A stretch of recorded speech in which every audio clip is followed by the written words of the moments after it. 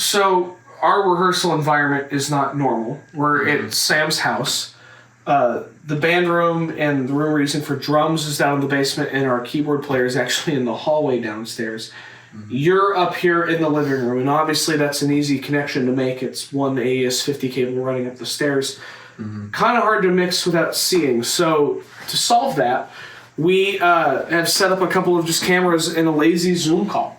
So we have one in the corner in the band room downstairs. There's one here on Mesa. There will be one tomorrow when Adam is here playing keys on his setup. And then in the drum room, B has one too.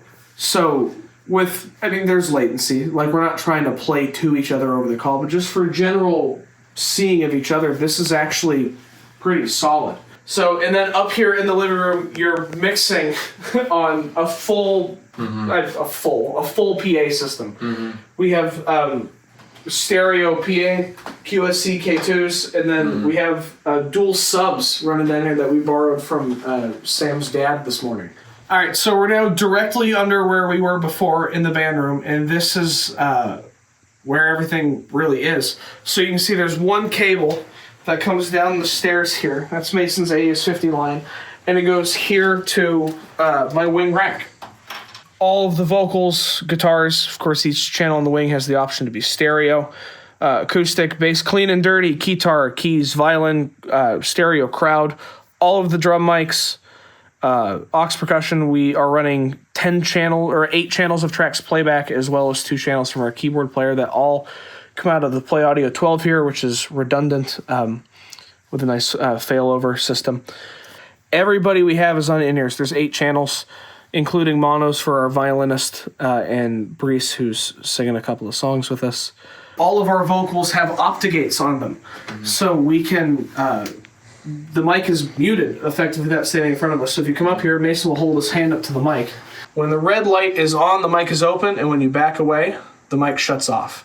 So it's an infrared sensor. So as we said upstairs, it's kind of nice to see each other when we rehearse, but this room is roughly the size of the stage of the pyramid scheme if you remove the drums and keyboards.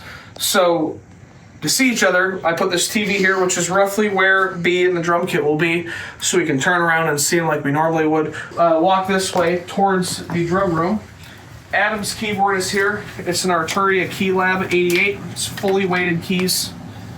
He runs all of our tracks playback off of this. He also has a Taco Bell gong mounted onto it. That's not a joke. He will run redundant main stage sessions for this, which is cool. And then we'll go into the drum. So we have a whole separate rack that's just for the drums. It's the X32 rack. This used to be the hub for all of our in-ears. What we now have is 43 inputs or something like that, and we used to use only the 16.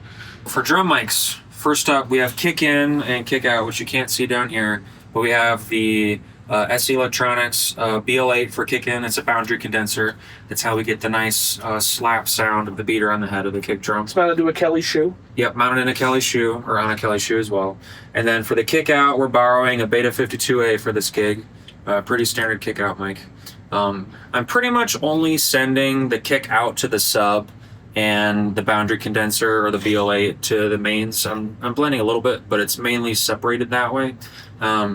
So yeah, next over there we have the snare. Snare top is a Beta 57A. Pretty standard mic for snare top. And on snare bottom, which you can't see, we have a regular SM57, which is great. And then for the toms, these are really fun. We have the MD421 compacts. These just came out pretty recently. We have 3 of those. And then finally for the overheads up here, we have the Surecase on 137s. They're the industry standard small diaphragm condenser from Shure, and yeah, they sound great. So yeah, that's what we're running.